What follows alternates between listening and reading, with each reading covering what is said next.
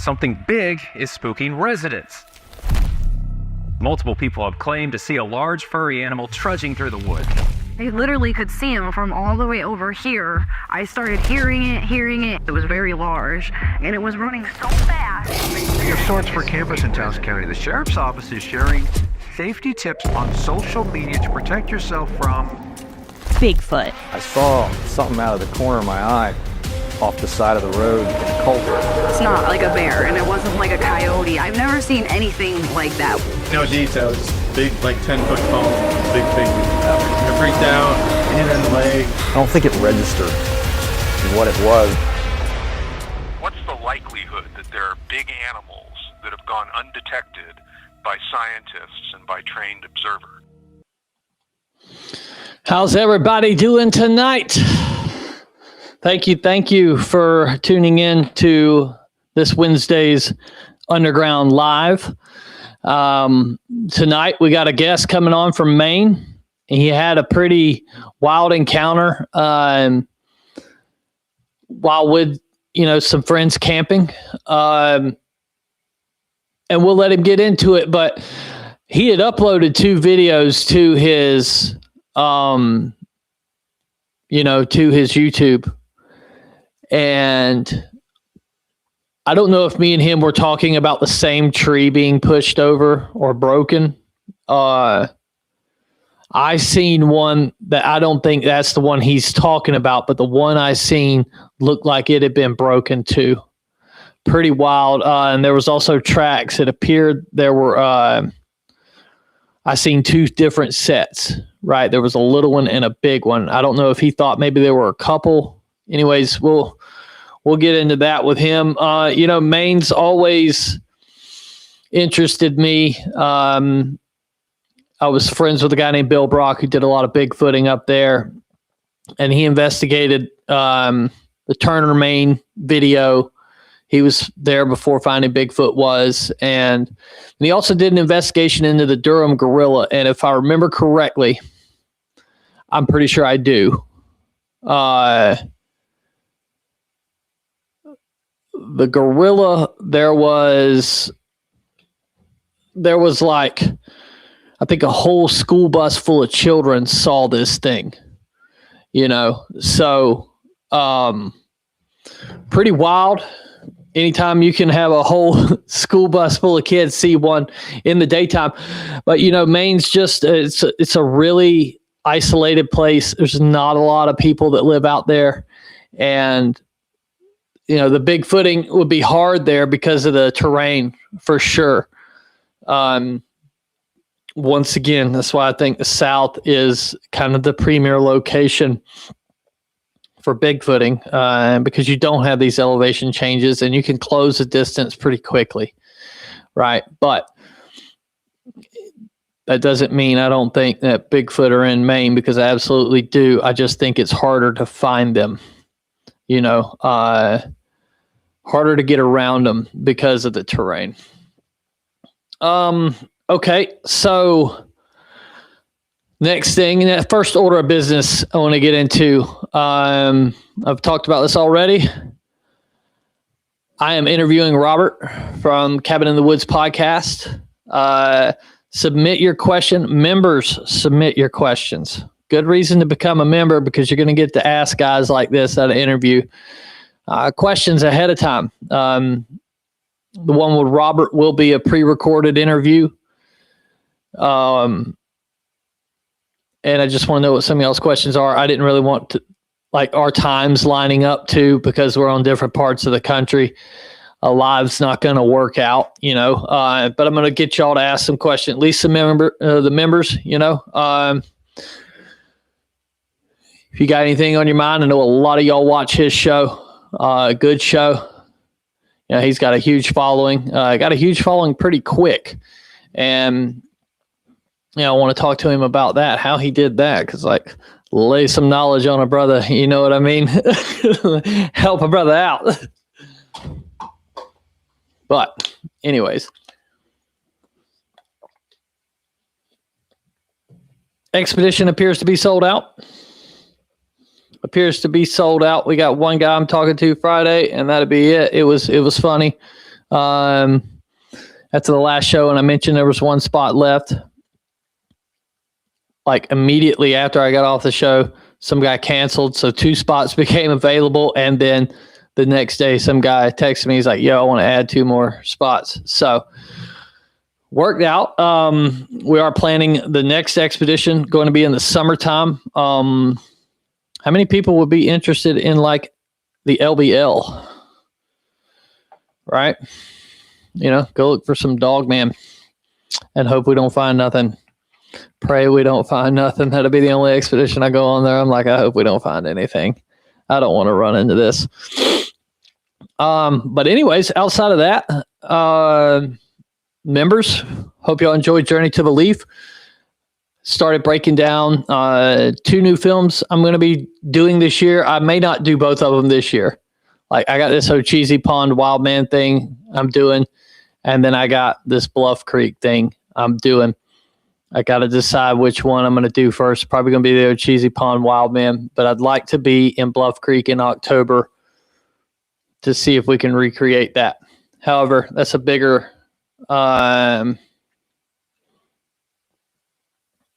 yes, members will be getting kind of a little short video from the expedition.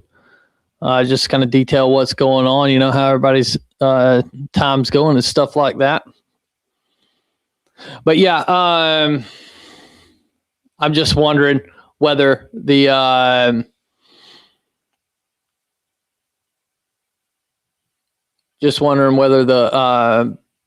I have enough time to plan the Patterson movie, right? My investigation into that, because I got to do it. I got too many questions. You know, it's like, especially after the last few days, I started talking to some other people, and I talked to my buddy today. He kind of has an excuse for everything, but there's one fact that most people don't know. The general public. Now, some of the people that are more into the Patterson Gimlin film, they know it, but they kind of just don't like. I was talking to him today. I was like, "Don't that seem odd to you? Like, hold on, say what you said again. Say that out loud, okay?" Because there's a dead giveaway in there, and I gotta do some investigating into that. Okay, well, I think that's all the orders of business. Oh, the East Alabama Town Hall is this Saturday. I will be there if anybody wants to come see me. I'll be there Friday night for the VIP meetup, and then I think going squatching after that. Saturday, I'll be doing a presentation with the Alabama Bigfoot Project, talking about what we have going on there, what the plans are in the future and stuff like that. And yeah, then I'll be doing a ghost hunt, a paranormal hunt. I don't know if it's sold out. I think 30 people are going on that. So good luck to me on guiding 30 people around, right? Not easy, especially by yourself. But we have this huge courthouse, the Sale Courthouse. Sale, Alabama. One of the most dumb run states I think I've ever seen. It's pretty bad there. Like, but they got their beliefs. They got the reasons they do things a certain way. It just doesn't make no sense to me, you know.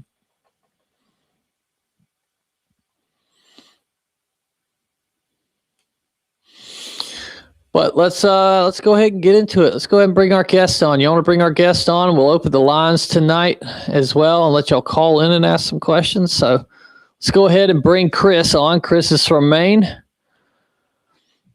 Chris, how you doing, buddy? How's it going, everybody? How's it going? It's going all right, man. Just making the best of a Wednesday evening, right? Yep. Ever since a canceled Murder, She Wrote, I don't have shit to do on Wednesdays. So. Man, what a tragedy, huh? Yeah, right. So, Chris, let's go ahead and get into it, bud. Tell us a little bit about yourself, and then let's just kind of go through the story. Yeah, man. Well, basically, I'm born and bred in Maine. I'm from the Bangor area, which is kind of central Maine, but right now I live in the Augusta area, which is the capital. A terrible place, by the way. But I ever since I was knee high to a grasshopper, for whatever reason, I've been infatuated with cryptids and things like that, and I really kind of sank my tooth in more or less to everything Bigfoot, because to me it seems more tangible and it seems more realistic. I don't know if that makes any sense, but so yeah, I mean, I'm not like a researcher or anything. I don't do this kind of thing all the time. Right. However, I am, very fascinated in it. And this particular instance really cemented what I thought the entire time, but I didn't really have too much proof until up until this moment, I guess. I mean, right. I seen the videos, and like I was telling everybody earlier, I think you're talking about the down tree, right? And the one I was talking about was one that was just like broken off, but in half. That one also looked very strange to me. You know what I mean? They didn't look like there were cut marks on it or anything. But then the tracks, I definitely seen the tracks. And after we get done with the interview, because I can't edit the description right now, but I'll add those links to the interview so people can go check them out, and look at this stuff, because I think there was something in there, that caused whatever happened, to y'all. So. But yeah, for sure. And I mean,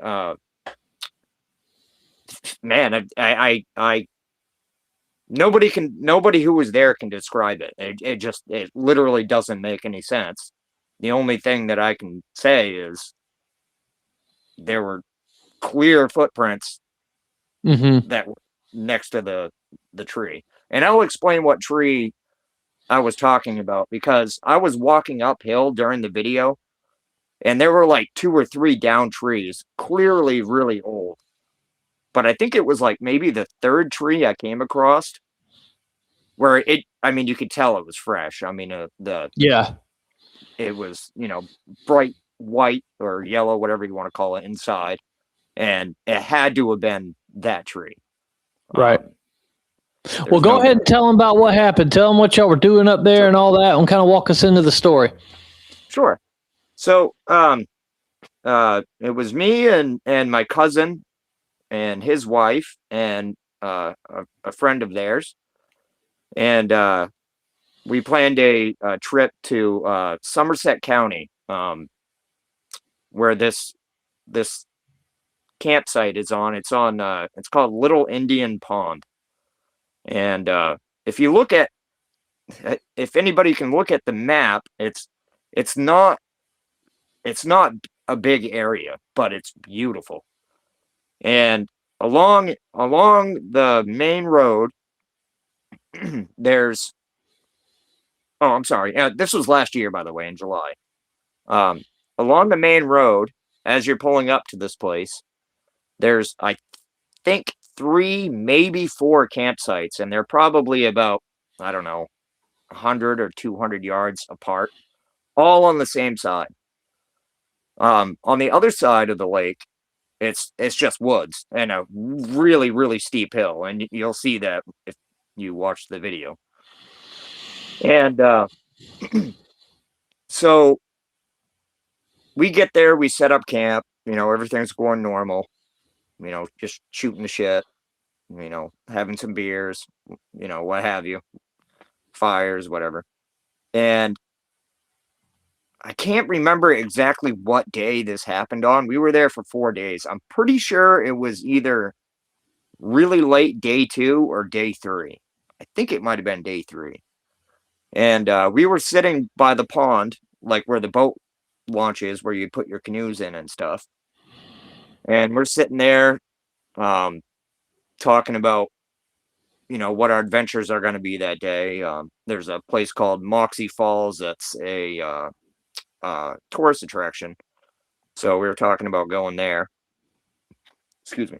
And so anyway, this is midday, probably I'd say around 12:30, 1 o'clock in the afternoon.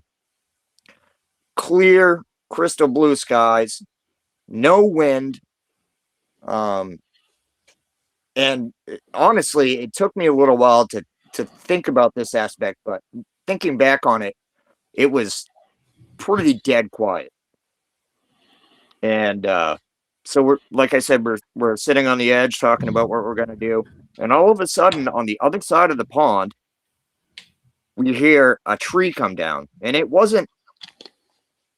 For anybody that's ever cut down a tree, you didn't have time to yell timber. It was bang, and it was just down, and it was loud. I mean, it echoed. It was really, really loud. And so, I mean, immediately, I don't know if I can swear on here, so I'll kind of. Yeah, go for it, bud. Well, I looked at my cousin, and I was like, what the fuck was that? And immediately, I think I even told you this, my mind already went to that had to have been big guy. And so me and my cousin we were just kind of joking around about it for a little while, and I was like, do you think that could have been a moose? Because there's nobody over there. We know this. When you go to the other side, it's nothing but woods and a steep hill. There's no other campsites, nothing. And he goes, man, I really don't know, but whatever that was, it's nothing I've heard before. So so I go, all right, I'm kind of an adventurous type of person, but I try to keep my head in line so I don't get into trouble. If that makes sense. So I tell him, well, I'm going to get in the kayak and I'm going to go to the other side of the pond, which maybe takes 5 minutes, if that. It's not very big. And I get up there and I climb up this steep hill, and I'm looking around, and I find this one spot that kind of flattens out, and that's when I turn my camera on, and that's when I find what I thought was the first footprint. To this day, I'm not sure if that was an actual footprint, but to me, it looked like one. So I start looking around and I start trying to go up this hill, and of course it's, real thick vegetation.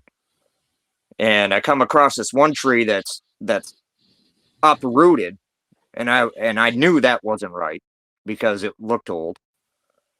And then I came across the second one, which looked like what you described kind of looked like it got cut down, which I agree with. How long ago, I don't know. And then finally I get to the third one, which is a fresh tree break. I mean, there's no denying it. And I mean, this tree, if I had to guess, was at least anywhere from, I don't know, anywhere from 15 to 18 inches in diameter. I mean, it was a big tree. Whatever did that had a lot of fucking power. And it took us all by surprise. It sounded like a thunder crack. It was just bang. And yeah, so I mean, from there, I looked around and I just kind of filmed what I was seeing. And I came across quite a few footprints, and also I think I'm not positive, but I think there was a couple at least like small tree breaks, like you see small tree breaks all the time. But yeah, and so I filmed that, and the whole time I was thinking about it. What kind of tree I was wasn't. that? I'm sorry to interrupt you, but what kind of tree was it? I posted the links, and one of the guys here, Greg, said he just saw the tree. What kind of tree is that? Doesn't look like an oak tree. Was it an oak tree? What was it? I think it was spruce. Yeah. I got to be completely honest. I'm not familiar or very versed in the whole identifying trees. I know there's going to be an arborist somewhere that can probably be like, oh, well, I know why this happened. But you have to understand that this tree was on I don't even know what degree of slope it was on, but it was steep. Yeah. And it was going sideways. It wasn't going straight down or straight back. It was going sideways. Right. Yeah. It didn't fall with gravity going down the hill like you would think. Right. But yeah, in that video, when you're up the hill and you find the baby track, I'm not trying to jump ahead here. It's just on my mind. When you find the baby track, that's a tree break right over it, and it looks like you were almost on an old trail or something right there. Was there a trail that kind of went through that area? You mean that like little green patch opening? Yeah. I don't know what that was. I saw it through all the thickness of the trees, and it was lit up by the sun. Yeah. And it looked like a little opening. So I was like, man, I want to go check that out. And I did. And when I did, that's when I found a lot of those tracks. Yeah. The spot up in Alabama, there's an old logging road that goes back to the property. It's no longer used. All the grass has grown up and stuff, but these trees just keep getting broken and laid over the trail or the road, kind of to keep you from going further. Right. And I think, in that video, I think that's what that was. I think it was trying to stop somebody or something from going into that other area, Yeah. The whole place felt sketchy. Once I got to that clearing, what I didn't realize or recognize, anything up until that point, it didn't cross my mind that if I go over there and there is actually something there, I could be in a lot of danger. That didn't cross my mind at all. I'm not trying to be like I'm fearless or whatever. I just wasn't thinking. And I made a joke with my cousin before I left to go to the other side. I was like, if I don't come back, don't send a search party. This is the way I want to go. Kind of joking around about Bigfoot. Right. And a part of me was kind of serious, but I'm glad that didn't happen. But yeah, there was a lot of those woods that looked like, they hadn't been touched in, I couldn't tell you how long. At least 100 years, at least. Oh yeah, for sure, dude. It was full of snowfall, dead trees, and all kinds of stuff. You expect to see that, but there were certain places where, like you said, it did look like they were trying to make a barrier, or like, hey, please don't go any further. Yeah, I think like our Bigfoots down here in the South are while they're still 7-8 foot tall, they're kind of don't weigh as much. In Maine, you have some big, like the ones that are reported up there are massive, and I don't think pushing that tree over is anything out of their realm of possibilities, right? Just because of the sheer size of some of the ones that get reported out that way, because that's rugged country. But okay, so what do you've gone through, you found everything. What do you do next? Okay, so after I'm looking around and everything, and I get to that little clearing that you were just talking about, um, I decide that, I'm gonna go a little bit further, but I'm gonna turn around soon. So I start heading back, and on my way back, I got a little bit disoriented because I wasn't sure. There's no trail. It was just I was cutting through the thickets, and I got a little bit disoriented and kind of lost. But I start walking back, and behind me, I hear what sounded like, the only way I can describe it is like somebody taking a log, or like somebody really heavy jumping up and smacking like uh the ground, but like where the moss would be. So it kind of absorbed like Like a thud. yeah, it was like a wicked loud thud. And right and after that, you can hear it in the video. I stop and I hear a growl. I don't know if you can hear it in the video or not, but I'm like, what the fuck was that? Yeah, I couldn't hear it. I'm gonna try to pull that out, but you kind of there was like a pop right before that happened, or right as that happened, and then you say it. So it was kind of I couldn't really pick it out. Yeah, and so I mean, I started as fast as I could trying to get out of there, while trying to make my stupid YouTube video, trying to entertain people that weren't even there, but. And then I get to almost where my kayak is, to go back and tell my cousin and kind of share the story or whatever. And I don't have the timestamp, but right as I'm leaving, you can clearly see a enormous footprint. I mean, there's nothing else it could have been, and Right. as far as I'm concerned, right in the moss.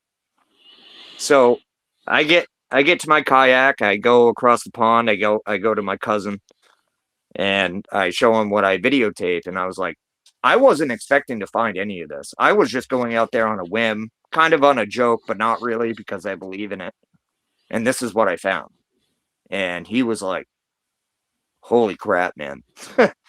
He's like, you kind of fell into something. And I was like, yeah, thank you for the, not telling me I'm crazy and, disregarding it. right. So what did, I guess, how did your cousins and the people you were with think? Did they think about it, or they're like, you're nuts? They acknowledged that what I was showing them was real, but they didn't get like super hyped up. And they also at the same time, they didn't like, no, you're crazy, fucking, it's just your imagination or whatever. They were just like, I can't believe you actually found something like that to back up what you were kind of sort of joking about, but not really, to prove that whatever that pushed that tree down was actually out there. And yeah, I mean, that was liberating to me. But Right. the crazy thing is, it happened a second time later on that day, on the same side of the pond, a little bit further down. But that one I wish I would have, now that I'm thinking about it. That one I didn't go investigate, but it was clearly heard just as loud as the other one. Right. By all four of us. Now, this is the day, there's no wind, nothing like that. Right. Okay. Now, have you looked to see if maybe there were any other reports from that area? Like maybe BFRO or anything? Not that specific area, but around that county. Again, I don't know if I said this. It was Somerset County. Yeah. There's been plenty of sightings and things like that, but nothing that I'm aware of in that particular spot that I was at. And we were, I forgot to mention this too. We were on an old logging trail miles away from the next town or anybody being out there. We were the only people out there. So Now, were y'all camping that weekend, or yeah? So y'all didn't hear anything at night out of the ordinary, no yells or nothing like that? I didn't hear anything that you would consider like a tree knock or any yelling or anything, but at nighttime, it did sound a few times like there was something or somebody walking around, not really coming up to the tents, but just kind of keeping their distance. But I Right. don't know if I can't put my finger on that. I can't say one way or the other. Right. Could have been a deer, could have been moose. There's all kinds of animal life there. Yeah. Nothing to my knowledge that can push down a 18, inch in diameter tree down the way that one fell. Right. Well, that's cool, man. So was there, like, after you get home, right, and you're running it all through your head, are you wanting to go back and look for it? Like, what's your thought process once you get back to the house? I'm actually glad you brought that up. My goal is I want to go back to that exact same spot this summer. Right now it's it's Maine, it's cold right now, but How cold is it? Well, actually today is like a heat wave. It's like what, 23 maybe, I think. What? Yeah. It was 86 on my dash we're burning today. up out here, man. And you talk about a heat wave. But yeah, this coming summer, I want to go back to that same spot, and I want to do a little bit better of an investigation because for whatever reason, I didn't take the time to really like focus on that. I was more interested in making maybe like a YouTube video that would make people laugh or whatever the case may be. But in all honesty, I'm more interested in the actual facts of what happened and where those tracks came from. Yeah, it was cool that you did video document it. So it's just not a story. You documented it, right then. And so that's the great thing about today. It's just a lot of people, for whatever reason, either won't go look, they won't go investigate after they hear it. They're just like, oh hell no, I'm done. Like, I'm with you. I would have had to have been over there looking for it too, but that's it was really cool that you were able to document that. Now, I guess, well, it was your family. I was going to ask you, how'd your family think about this, but you were with your family when it happened. So, I guess when you're growing up in Maine, do you hear a lot of Bigfoot stories, or is it like, because when I was growing up, we didn't really hear a lot of Bigfoot. We would hear like swamp ape or skunk ape or monkey man. I didn't know they were kind of the same thing, right? I thought they were something different. They're all kind of the same. They may be different species, but did you hear Bigfoot stories growing up, or like when you were a teenager or anything like that? Yeah. Even before I got into high school, I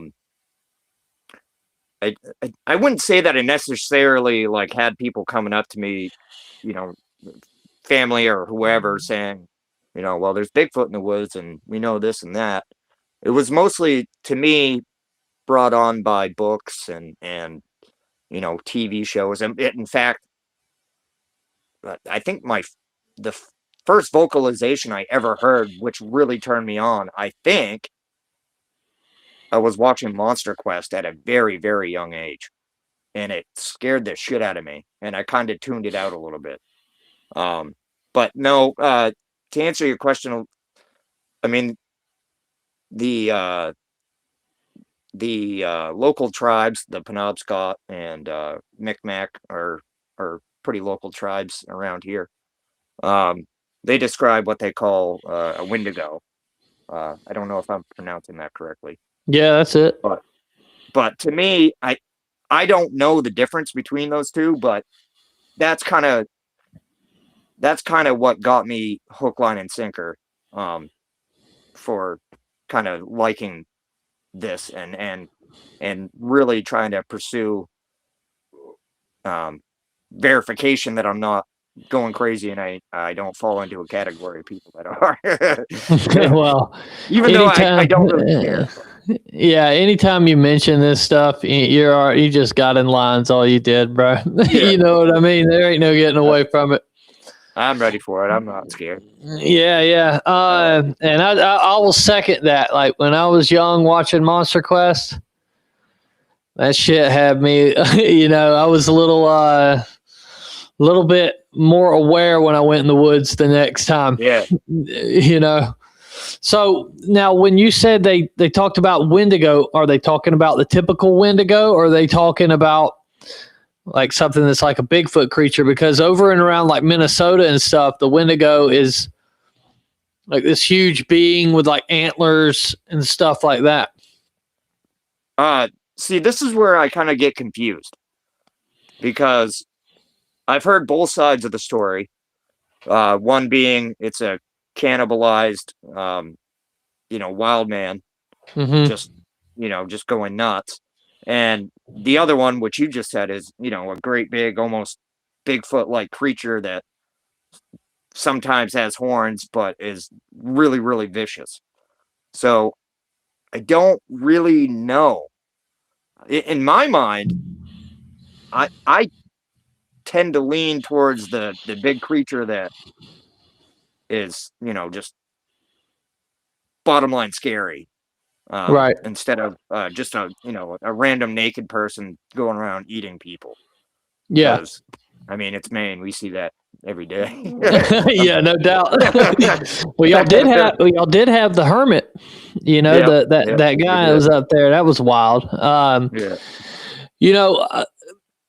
I wonder about those things because, like, in the Pine Barrens, when John Green, the Bigfoot researcher, when he went to the Pine Barrens to investigate the Jersey Devil, he showed him a picture of Patty from the Patterson Gimlin film and asked anybody if they had seen something like this, and they were all saying that was the Jersey Devil.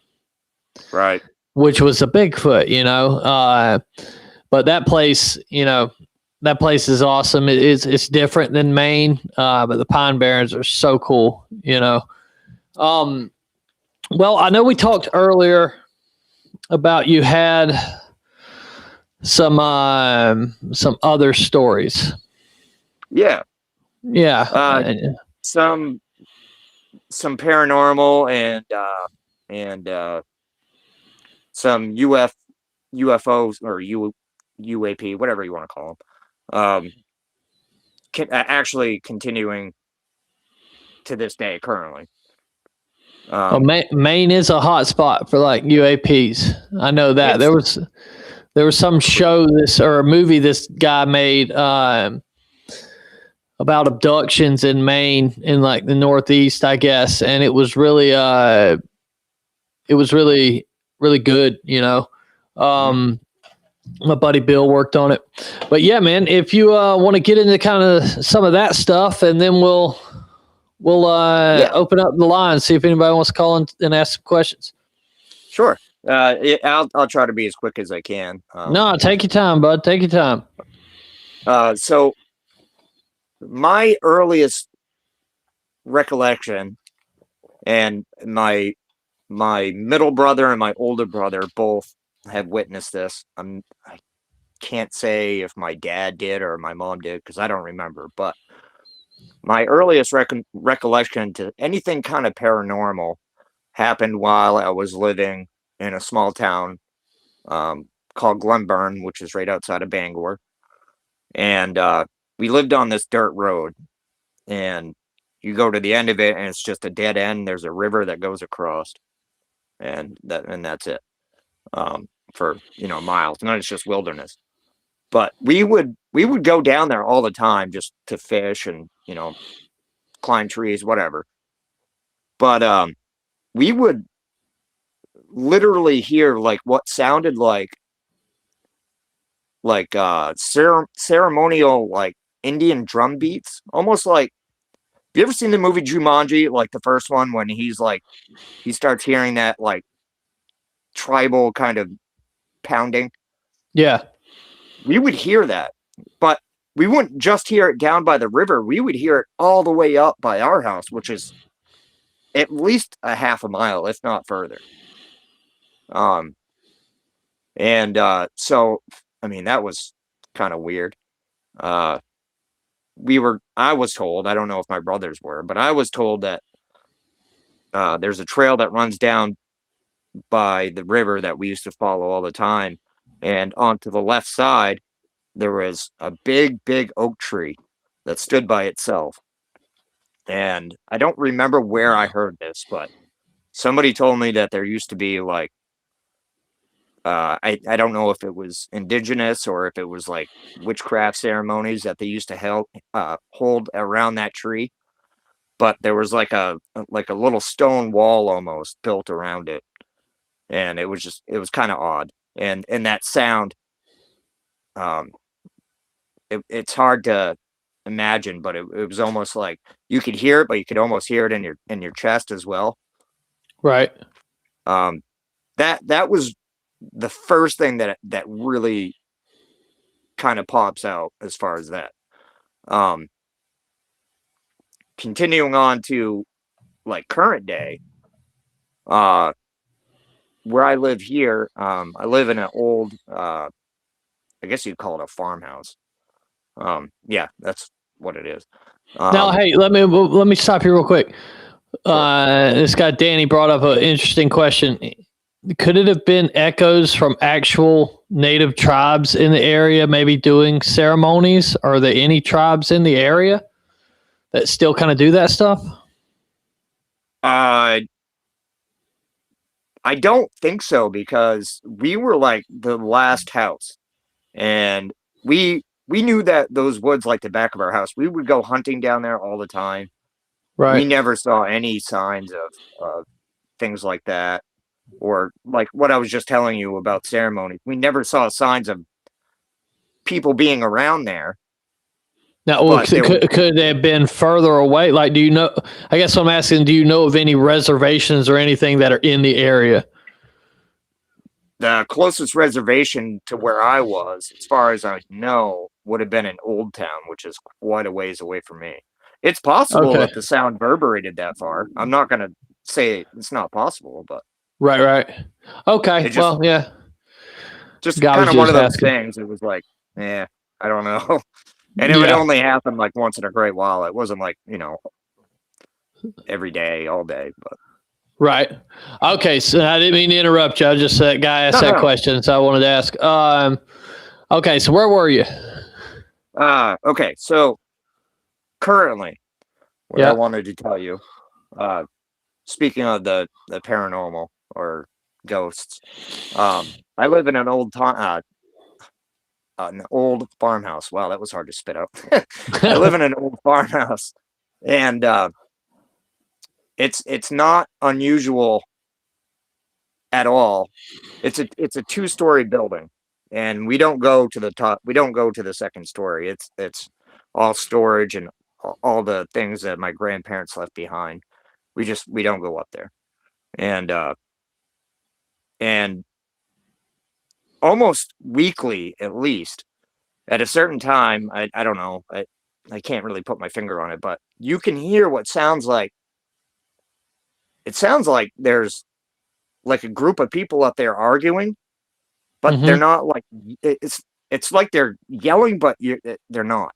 Does that make sense? Like it's like an argument, but it's not like screaming full blast. Yeah. I don't know. It's like muffled. It's muffled, you said? Yeah. And so a lot of times, I know I heard this with my dad and my son. It will almost sound like a deaf person is talking. Like if you've ever heard a deaf person talk, it's like a but they sound really angry. yeah. Well, the ones we heard didn't, but it was almost like because it was very low. It was almost like they were trying to be quiet, but I've heard reports where they're obviously angry with each other, and they're showing maybe not that it's a language, but maybe that it's more of a body motion or body. You know what I mean? Well, body language. You know, with just some kind of sounds to it, but they have Right. emotion to it. You know what I'm Yep. saying? It's like a real argument. And how? And where is this at? Again, this is in the Augusta area, in the Augusta. capital of Maine. Yep. Okay. Specifically Chelsea, Maine. It's just a little tiny town. Right. Now, are there what do you think that could be? Are you thinking that's more Bigfoot, or do you think that's maybe something else? No, I do have my own opinion. I think that paranormal is somehow attached to Bigfoot, but this is something. It's paranormal, but it's not. I don't believe in any way or fashion that it's anything to do with Bigfoot. I think it's Gotcha. residual. I think that places can hold energy, sometimes for good, sure. sometimes bad, and I think that's what it is. And Right. this place is old, so I mean, again, I don't have any proof of that, but that's just my understanding and my thinking of it. It doesn't scare me or anything. It's something that I hear, and it is what it is, I guess. Not much I can do about it. Right. Now, are there any? Because I know, like, when you're in the Northeast, and I haven't spent a lot of time in Maine, except I was in what I would call a blizzard. It probably wasn't a real blizzard, but it seemed like a damn blizzard to me. I was in my first blizzard in Maine, I guess. This shit was crazy. It was That's a good snowing, place dude. for it. Yeah. So I didn't get to spend much time in the woods. But are there a lot of Bigfoot researchers or paranormal researchers up that way? Because I know in the Northeast, like in Rhode Island, all those places, like every female over 40 is a witch, and like every dude that still lives at his parents' house, he's a ghost hunter. It's kind of that kind of thing going on. But does it make it that far north? I would have to say probably yes. Okay. Just because I mean, there's some weird folk out here, but as far as like, I don't know if there's actual researchers for that kind of thing. If there are, I haven't really looked into it. I would imagine there probably are. There has to be a BFRO around here. Yeah, there's got to be somebody. I know there's not a lot of people that live up there, but there's still people that live up there, Right. Yeah. And I do know a few people that do it like kind of individually, but they don't really post about it or anything. Right. So you talked about UFOs, UAPs. Yes. Okay, so this is one of the ones that I'm looking more for confirmation than I am for comments about my sanity. Right. So this happens I can't really say during the winter because I'm not outside as much, but almost on a weekly basis. It's you can go outside on a clear night, and you know how like on a real clear night when there's not a lot of light disruption and it's just the sky, you can look up in the sky and you can see a star, and then if you focus on it every once in a while, you'll see another one pop up out of the corner of your eye, kind of thing, that you didn't normally see. So almost on a weekly basis, you can go out in my yard and sit there and look at the sky and focus your eyes on like a certain point in the sky, wait a few minutes, and something will come out of the side that's been there the whole time, but you can't see it looking at it directly. Like you can only see it in your peripheral, which I know sounds stupid, but it's not a satellite and it's not Starlink, because these things are moving so fast it would blow your mind. And not only that, but they stop and turn direction and like on a dime. And I see that constantly around here. And there's a small airport in Augusta, It's not Bangor International. It's a small one. Right. And I don't know how to describe it. And my dad has seen it multiple times with me. Are there other people in the town that are seeing it besides, you and your dad? I mean, There's my got to aunt be, and right? uncle live across the street that I'm sure have seen it, but Right. I've never really, I don't go door to door not asking. Yeah. I didn't know if maybe like one of your friends or something had mentioned it. Wow. So how often is that thing there? As far as I can tell, it's like on a weekly basis, and it can come out of any direction, like multiple times a week. I don't know what I'm seeing. I don't know how to describe it. It's not a shooting star. It's not a satellite, and it's not Starlink. I know it's not. Right. Because you can't look directly at it. If you do, you can kind of see it, but it's kind of faded out completely. Well, see, I've talked about it on past shows. So people in the comments know, but my first orb encounter was the same thing. Like we heard knocks come down this hill, and then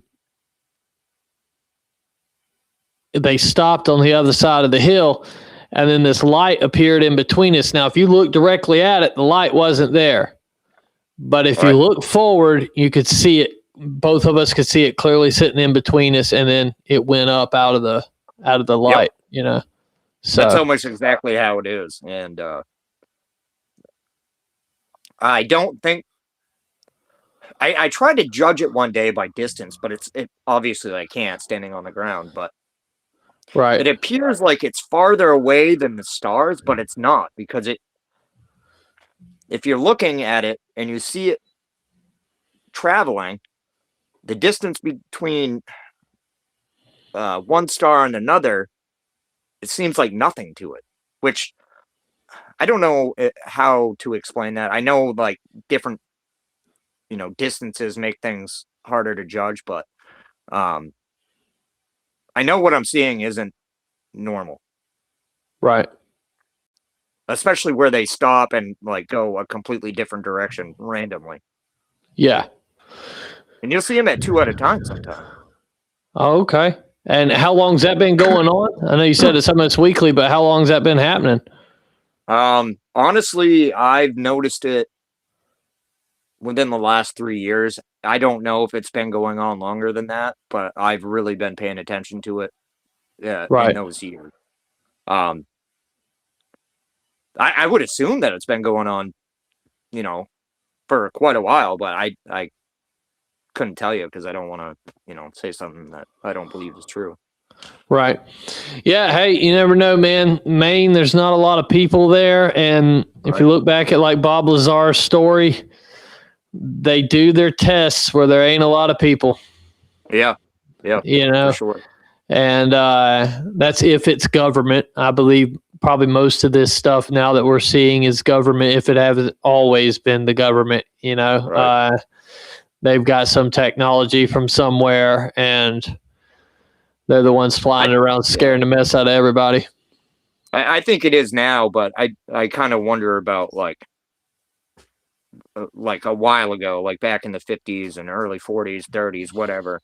I mean, I wonder about that. I mean, it could have been still human made, but it still makes my head spin and kind of, I'm excited every time I see it. Like when it's clear and it's nice out and I don't have to freeze my butt off going out there. I love stargazing and just looking up and doing that kind of thing, because you're almost guaranteed to see it. That's cool. You should, I bet it would be hard to film because you can't see it. And, but it's out of your peripherals, right? Right. That's just the thing too. I don't know if this is like a localized thing. I would have to imagine most people can do this anywhere where there's not a lot of light. Right. Pollution. I know when I was fishing offshore, dude, and we were 100 miles offshore, there wasn't a light out there nowhere, and you could see every star in the sky, and I would see so much stuff that I didn't know what it was, so all of it's obviously a UFO. But I was like, man, I got to quit looking at this shit, because every time I would look up, I would see something, and I'm like, I got to pay attention to what I'm doing. So, Yeah. well, that's cool, brother. You got any more stories, or? I'm trying to think. I got to be honest, nothing that really comes to mind that I can clarify or talk about clearly. Right. Without some discrepancies. That's why this stuff is fresh in my mind. I'd rather talk about that because I know. Yeah.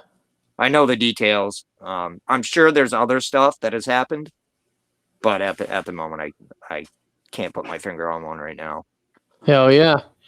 Well, I guess I'm going to go ahead and turn on the lines, and we'll hold you a few minutes, see if anybody wants to call in and ask you a question while I got you here. But yeah, man, hey, I think if you just checked around with some of the other, like, I know there's Bigfoot investigators out there. I think you'd probably be shocked at how many encounters are probably in your area. How many other people. All right, hold on. If there's any watching, please let me know. We got a call, so. All right. Let's see here. Hello, you're on the Bigfoot Underground. Hey, Stacy. Hello. Hey. Can you hear me? Can't hear him. We have to call back. But I was wanting to. Okay. All right. I don't know. Somebody called. I couldn't hear him. Maybe I got and they called back. Let's see if we got them now. Okay. Can you hear me now? Hey, can you hear me now, brother? Of course, I'm not going to hear him there. Hold on. Please stay on the line 1 second. Although I should be able to hear it through the feed. Huh? I don't know.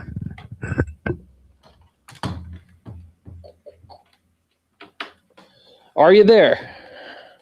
Yes, I'm here. All right. So, Chris, can you hear him? Yeah, I can hear him. You can hear him? Okay, now I can't hear Chris. Okay. All right. Anyways, bud, let me go ahead and you got a question for Chris while he's here? I do. My name's Michael Bradley, and I was calling about the Indian stuff he was hearing, and I was just wondering if there's an Indian burial ground or something like that nearby. Yeah, Michael. Not to my knowledge. You hear me, Stacey? Yeah, he's answering you.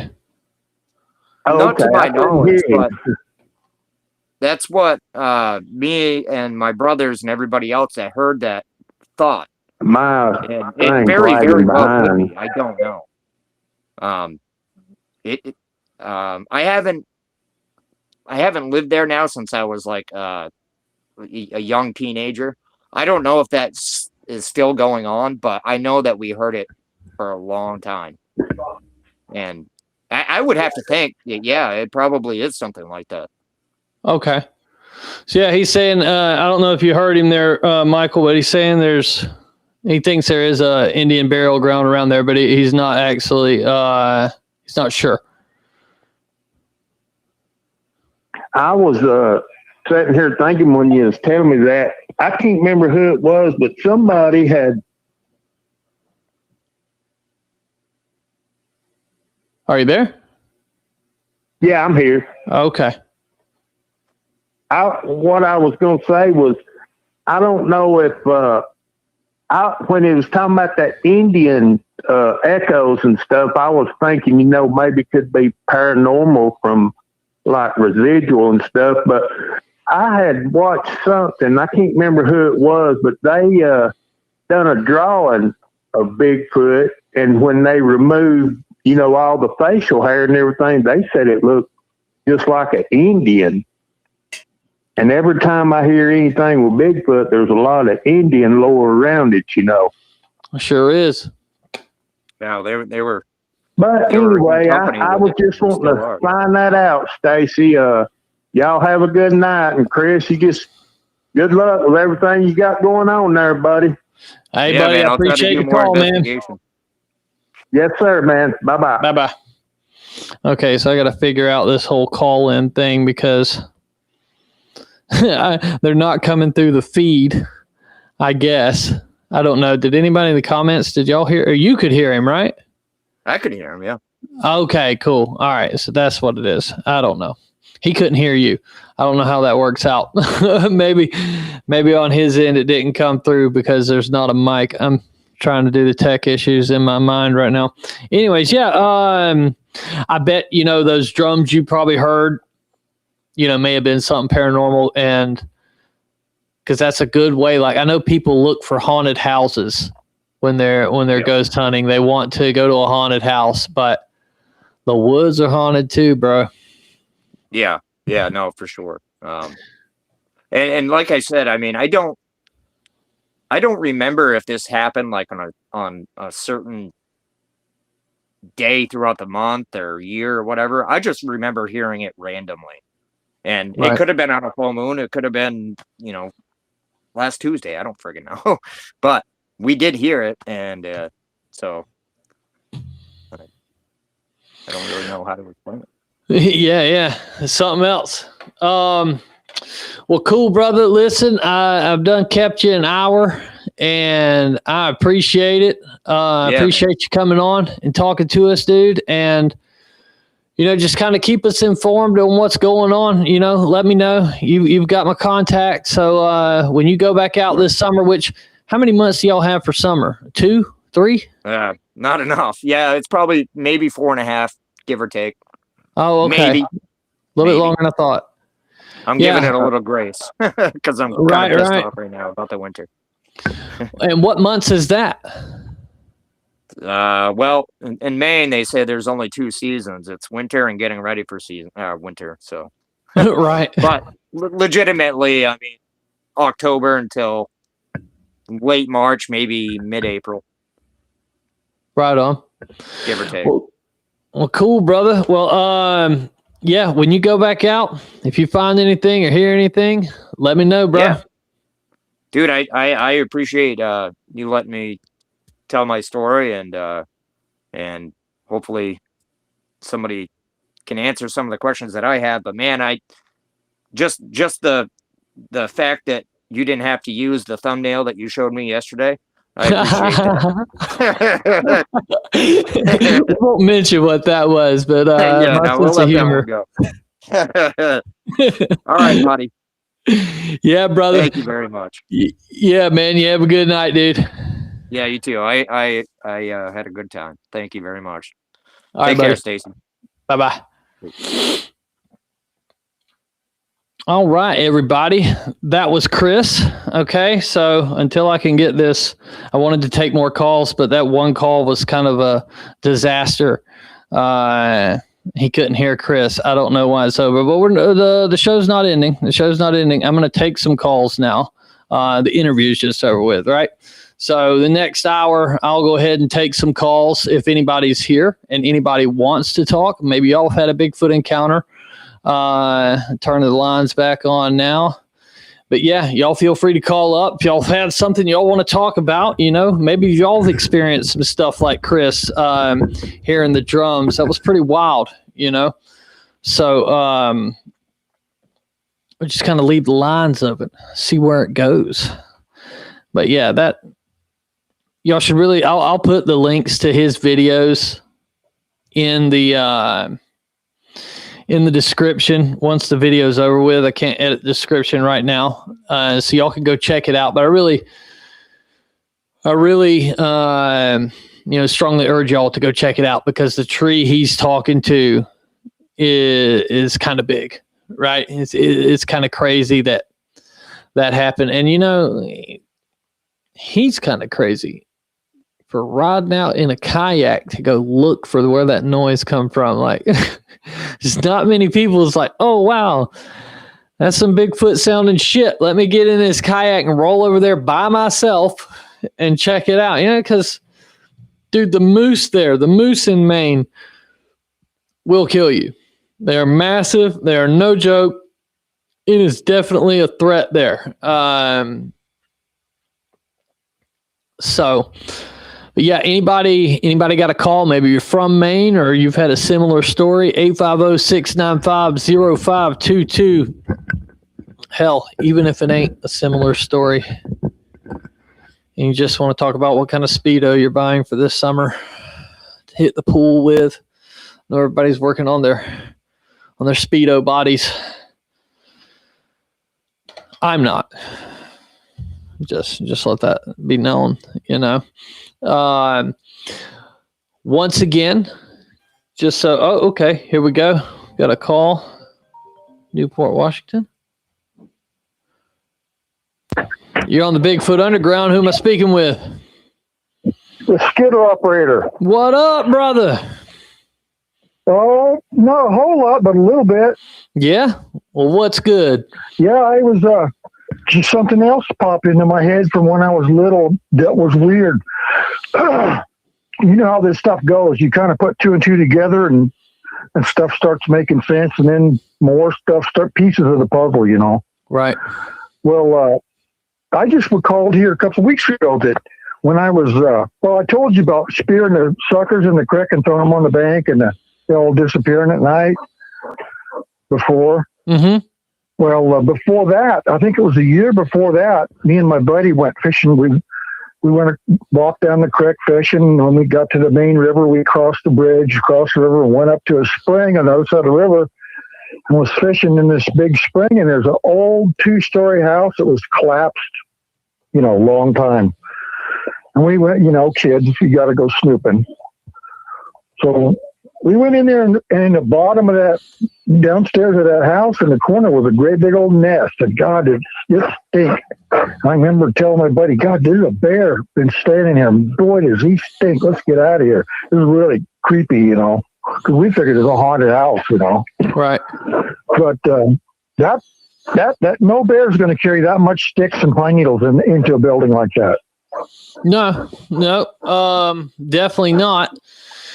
So what did y'all do when y'all seen it? Did y'all lay down in it, or did y'all get out of there? We got the hell out of there. I bet you did. We got freaked out. That's pretty. And then about a week ago, I walked out the door in the morning, and here's the jaw of an elk broke in half. So that you got one side, lower jaw, one side of the jaw, and then the other side of the jaw, 2 pieces. Okay. And they're laid on the ground. One of them's flipped opposite from the other one, so that the tip of the jaw is pointing one way on one, and the tip of the jaw is pointing the other way on the other. And it's forming a circle on the ground. And my place has got a fence and a gate, and there's no dogs or anything come in here. Right. And that just showed up out of the blue. Because I've had some, critters around here beating on the house and weird stuff, And so I kind of figured maybe that's their saying, hey, we're back in the neighborhood. It may be, brother.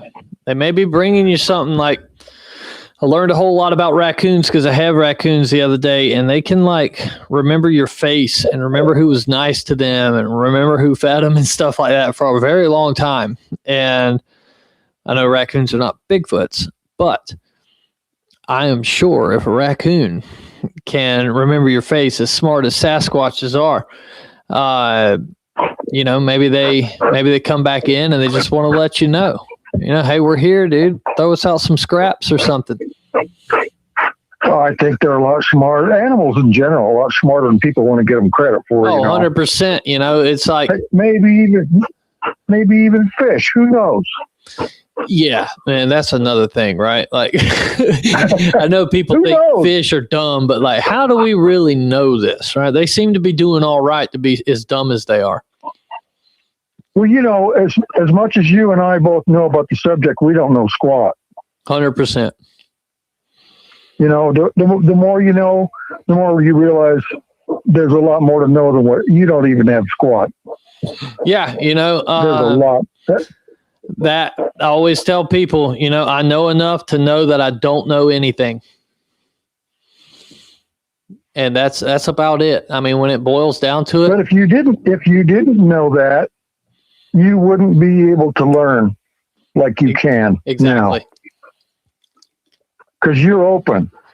Yep, because I mean that's the way you have to be.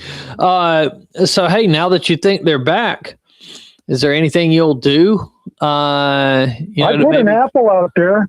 Oh, did you? Okay. Now, yeah, it's still out there. When you do this, do you like? Because when I'll put food out, I usually like ring the bell, cowbell or something like that. Make a sound that I make all the time to let them know that I'm feeding them. Is there anything like that you do? Right. No, I never thought of that. Yeah. I should just holler out and say, hey, this is for you. Yeah. Like back to my raccoons, every time I go out there, if they don't hear the screen door shut, I say Coon and friends. I say Coon and friends, and I bang on this little thing, and then they come running. They know, and that's you got them trained. Yeah, anything that's intelligent, bro, you can do that. You can train it, and that would be cool if you could gain trust with these things to where they just allow you to see them. Well, I was listening to Miguel.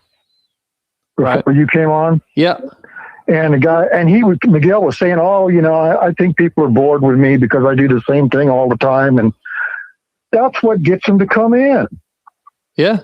They get familiar with you and they feel at ease and you're not a problem when they start coming around more. Right. That's the key is they got to kind of accept you in their neighborhood. I know a guy over here he's a miner, and he has a claim over in Idaho, and he said it took him a long time to realize they were around, but after 13 years, they would walk right in front of him. He'd plain sight. They'd let him look at him. See, that's how I want it to be. I want it to be to where they're just okay with it. I'm not going to try to take no pictures of them. I just want it for me. I don't want it for y'all. Right. You know what I mean? Like, as messed up as that sounds, I don't care to show anybody else. I just want it just for me. Fuck it. Well, I think that's how it's supposed to be. Right. I think it's supposed to be a personal thing, and I think your proof is good for you, and it's just talk to somebody else. Exactly. Because if he was to bring them out, if he was to bring somebody else out there, even if they seen him, they're going to go back to, he's got some guy out there in a suit. It's never going to be good. And then, or if they believe it, or if they believe it and they want to go in there and kill him. Or it could be like when you show your buddy your favorite fishing hole and he promises not to tell anybody. Oh, yeah. Yeah. Next thing you know, there's 5 guys there. Mm-hmm. Ain't that something? I got a friend over in Idaho he's had quite a bit of contact with him his whole life. And he won't let anybody, he tells me all kinds of stuff. Right. But he won't let me tell anybody where he lives. Because he wants to protect them. Well, of course. If I had a group living on my property, I wouldn't tell a damn soul. You wouldn't know. You wouldn't. Yeah. Y'all wouldn't hear from me anymore. They say there's certain signs like there'll be signs if I win the lottery, because I'll just disappear. But yeah, hey, if there was a group of Bigfoots on my property, I wouldn't say a damn word to nobody. I might let my kids know so they didn't get scared coming up to the house or something. But I wouldn't tell anybody because you don't want cameras in there. You don't want researchers in there. To end. Yeah, and you don't want anything to end it. Nope. You just want it to go the way it's going as long as it'll go. Just there's so much they could teach us. Oh yeah, dude. Imagine sitting down and learning from them because I think I'll be honest with you, I think they probably have a better understanding of this earth than we do. Oh, I think they understand our society better than we do too. I think they watch us like a hawk. Yeah, because most people out here, right? Most people in the audience tonight, and I'm not calling y'all dumb. I'm in the same boat, okay? So before anybody gets mad, if everything stopped working today, let's say there was an EMP or anything, how many of y'all would know how to make anything that is in your immediate vicinity? Okay, so like in my immediate vicinity, there's a bottle of water. I couldn't tell you how to make that bottle. You know, I couldn't tell you how to make this microphone. I could tell you what it was. And I think most people are like that. So we're living in this world where we have all these items that if something happened to civilization and we had to rebuild it, we couldn't start over. We'd be having to go back to the original ways, which are how they're living, how the Sasquatch are living. And that's why I say, I think they have a better understanding of what the world's supposed to be and how it works. Well, I don't think it's just the world. I think it's the universe and everything. I think that 100%. They know what's out there. Yeah. You know, supposedly they watched all the stars and the eclipse and just like the natives did. People of ancient cultures have always watched the stars and the moon and looking for signs and everything. And I'll guarantee you, the Sasquatches are way beyond those guys. Yeah, but not us. We know how to watch. We know how to watch our phones. And I do appreciate everybody watching their phones because you're watching my show tonight on a phone, most likely. So good. Well, a lot of people are learning, and some people are learning how not to freak out about what's going on and how to deal with it. Yeah, and that's where you really are valuable as a resource, because a lot of people that are scared are going to get some relief.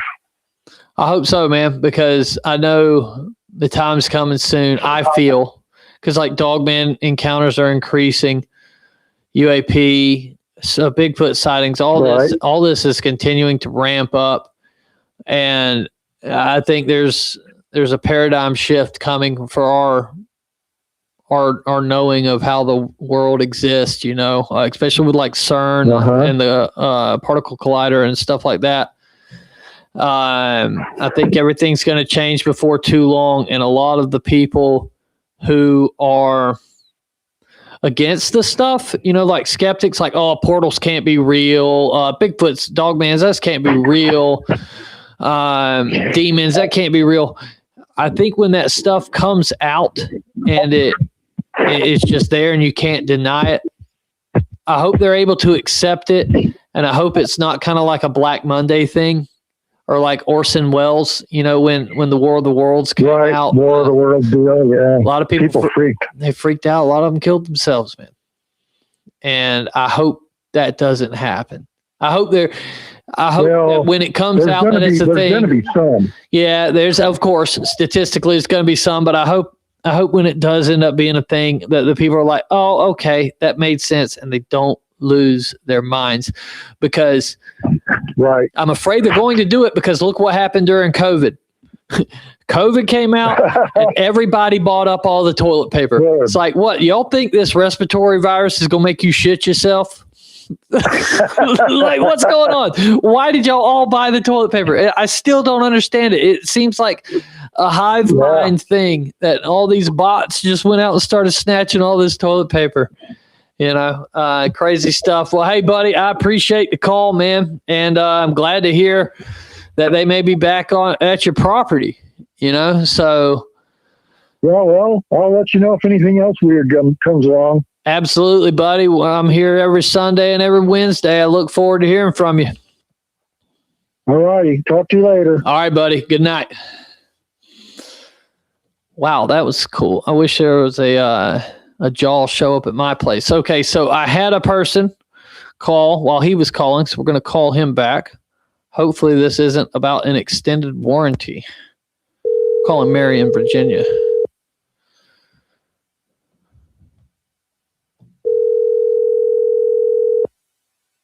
I told him I'd call back. Maybe he picks up. Hello. Hey, buddy, you're on the Bigfoot Underground. I'm just calling you back. Yeah, appreciate it, Stacy. How you doing tonight? Doing better now that I know you're not some dude offering me an extended warranty. No, sir, I am not a telemarketer. I promise you. You sound like you enjoy them about as much as I do. Oh, bro. Yeah. Nah, man, I just wanted to shout at you. I really appreciate the way you approach this entire subject. I really do. Every aspect of it. Hell yeah. I know you're hot on the Patterson Gimlin deal and talking about recreating it. Yep. I know I've got my theory on it, and I'm convinced of my theory on it just from everything I've studied on it. And I can't find any concept in my brain to make me think that that's not a real creature on that footage. Mm-hmm. But I tell you what I do believe, Stacy. I believe that story behind it is the biggest crock of bull ever fed to the public. Ooh, tell me why. That story just doesn't. It just doesn't add up to me. I think M.K. Davis has done a super job on a deep dive on that. He really has. And I'm not sure he's put all the puzzle pieces together exactly, but there's way more to that than them guys ever told. Right. To me, the story they told is like you're telling a storybook version of it, and you've got footage to back it up. Mm-hmm. I just don't think it went down near like they said. Yeah. There's a problem with the timeline. Oh, I agree. Well, from when they filmed it, and the other problem with the timeline, like the big problem with the timeline is there's all these different fucking theories on what actually happened. But okay, so you look at, they filmed it on a Friday. Okay. Here's a little this is why I don't believe in the footage, right? You can't look at the film and tell if it's a guy in a suit to me, right? The film itself, the only issue I have with Patty is she doesn't have a butt crack at all. Right. And that's and I get that part of it, but also humans naturally don't have that much hair on their butt either. And neither do primates. Right. Yeah. Like, so Bigfoot would be, it's kind of one thing, but still you would think it looks like there's a big seat there instead of two seats, right? Something that would turn like this. But outside of that, that's the only thing wrong with the film. Okay. You look at the damn timeline, and the timeline is so stupid, bro. Like, okay, so they filmed it 1:30. We'll just say 1:30. I heard 3:15, but we'll say 1:30 on Friday. They get into town about 7. Okay. And then, so there's 7 o'clock on a Friday night, and then they mail it to Al Diatley. Okay. So who the fuck did you use to mail it with? Right? Because then Al Diatley gets it, I guess, next day. And Stacey, you got to remember, this was 1967. Exactly. And they're in 27. Yeah. Things didn't happen that fast. And they're in Eureka, California. So, okay, get this. If he mails it Friday night and then Saturday it gets to Al Diatley, then Al Diatley has to find a Kodak, right? What you just said is key. 1967. The Kodachrome film that they used could only be developed by people at Kodak. You couldn't just take it to the drugstore or whoever did photos, because they had a proprietary dye that you had to put on that film to turn it out, right? And so your closest ones are Los Angeles or Seattle. Right. So let's say Al Diatley gets it by 2 o'clock on a Saturday, which I don't think the mail ran on Saturdays back then. Let's just say they did. OK, so then he has to mail it to Seattle or Los Angeles to get it developed. Right. Yeah, there was no such thing as next day air in 1967 that I'm aware of. And then they have to mail it back to him. On Sunday. He has to get it mailed back to him on Sunday so they can screen it at 6 o'clock in Yakima in Al Diatley's basement. And so that timeline right there is impossible. The actual story. Well, that's what I'm saying, Stacy. The story does not add up. Yes. It's hogwash. Yep. Every bit of it. And I believe Bob Gimlin when he says that is real, that Patty was real. I believe that with all of my heart that man was telling the truth.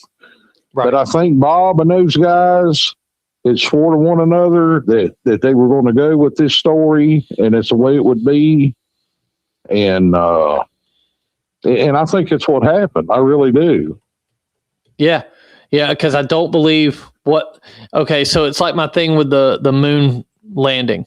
If they went to the moon, the shit on the video is fake. Right. Because then Al Diatley also says, I don't know where I got it developed.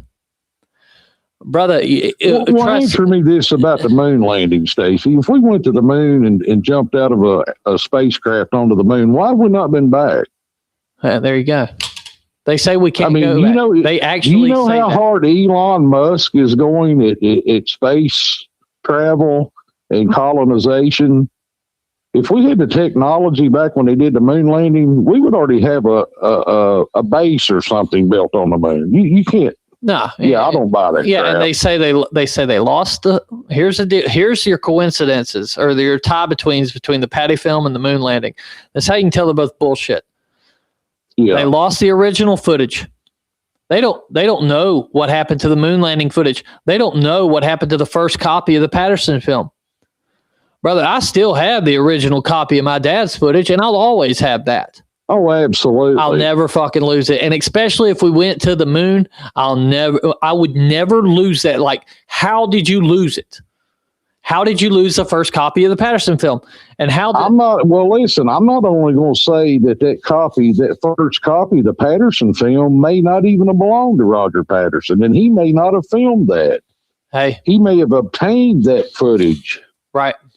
From the people that were involved, and somehow he got in the mix there with people that were in there, from what I understand, taking care of a problem for a timber company. Right. And you know what I'm talking about. I've heard it. Depths on this. I get to see him this weekend. I'm hoping. And dude, he's dead on it. He may be. And I don't think he has all of the pieces, but he has enough of the pieces to make it make sense that they're full of crap. Right. But I swear to God, Stacy, that video or that film, it's not a video, it's a film. That is not a man in a monkey suit, dude. It's just not. I wouldn't argue that, would you, if there weren't so many red flags and everything else? Because in my opinion, if one thing is a lie, it's all a lie. Why would you make it a female? I mean, who would have the foresight? Because it's dudes. Because I see, and I hear people say that, like, why would they make it a female? Because it's fucking guys. Like, even kids, when they're in school, they draw stick figures, they put some big ass titties on it. Like, this is. Yeah, I get it, but you know what I'm saying? Like, in this they really didn't put them up on her chest to make her attractive looking with them by any means. But I get what you're saying. But if that's the case, if they are real, it's also the only primate on the planet that has hairy titties. Can you imagine trying to drink milk from that breast? You'd have a hairball. Yeah. You'd be hacking all day. You've obviously seen these things, so they exist. Oh, yeah. Hey, and that's the thing. I'm not saying Bigfoot don't exist.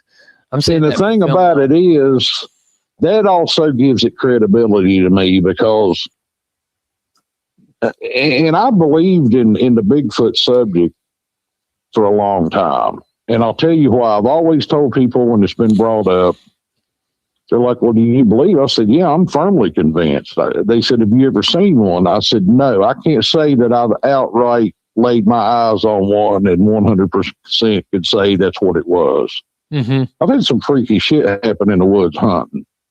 Yep. I've had some big bears go through laurel thickets on 2 feet, and just some crazy stuff happened that I couldn't explain. And I know what goes on in the mountains in my environment that I grew up hunting. And but I can't say that I laid eyes on it. I would not, because I didn't. You know, I'd be lying if I said I did. Right. I've seen sign that I couldn't explain. It didn't make sense to me. But if 10,000 people say they saw one of these things, it only takes one of them to be truthful to make it real. And you've got hundreds of thousands of reported sightings around the world, and probably twice as many that have never been told, that people just are afraid to even mention it because it's a taboo subject. 100%. It's getting less taboo now because of guys like you and other guys that are, you know, investigate it. And not only that, guys that have actually laid eyes on them. Right. But I also think there's a lot of things running around on this planet, Stacy, that we call Bigfoot that are not. And what I mean by that, I think there are very many types of beings running around that are not all the same. They may be related in some way, but they're definitely different from one another. Yeah. I know Coon Baker, he says there's like 4 categories, and I believe that. And I don't think everything that throws a big crack, we want to call it a Bigfoot, you know. And I get it. They try to throw an umbrella over the whole subject other than the dog man. Now, the dog man thing, it kind of messes with me. I can tell you, if one of them ever stuck his head around a tree and looked me in the eyeball, he's going to catch a 7mm mag ballistic tip in the eyeball.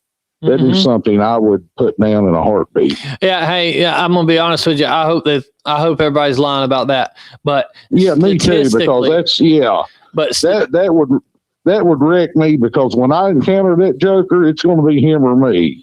Yeah. And I ain't going to die from lack of shooting at him. I can tell you that. Well, save the last one for yourself.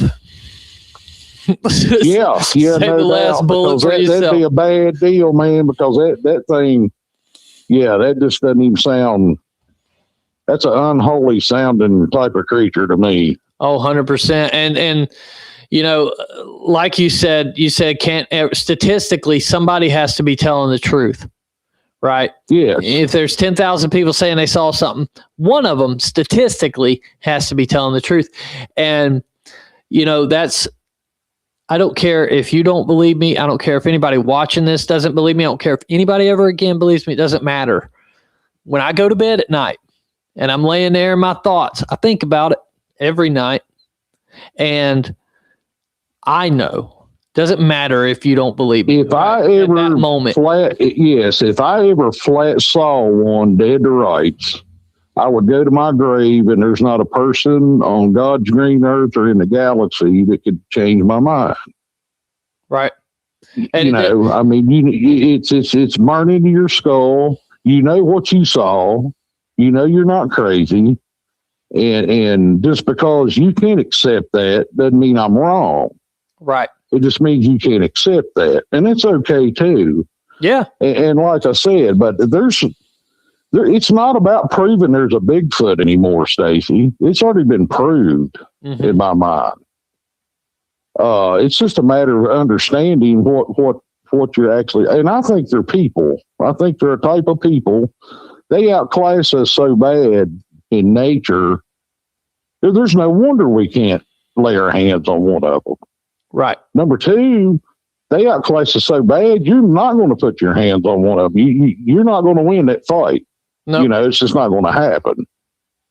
They allow you to walk out of those woods, no matter what the agenda is. 100%. But, you know, I really like the way you approach it. And I heard you say something the other day about we need the skeptics. We absolutely do. Oh yeah. To keep the people that are telling the truth honest, and the ones that are not telling the truth exposed. Yep.